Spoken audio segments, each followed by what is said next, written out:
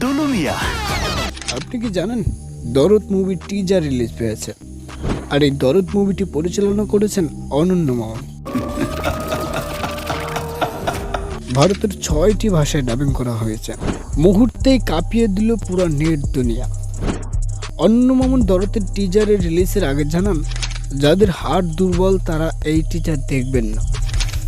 সত্যি অ্যামাজিং। এখানে শাকিব খানকে একটা সাইকো রূপে দেখা গেছে,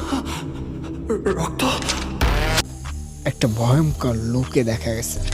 তুফানের রাজত্বের পর আবার আসছে শাকিব খানের দরদ। আমি মনে করি এই দরদ সিনেমাটা বক্স অফিসে ঝড় তুলবে।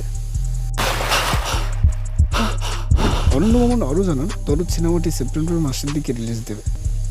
এখন দেখা যাক কি হয়। যে কোনো মুভির খবর পেতে আমার চ্যানেলটি সাবস্ক্রাইব করে আমার পাশেই থাকুন। সম্পূর্ণ ভিডিওটি দেখার জন্য আপনাকে অনেক অনেক ধন্যবাদ।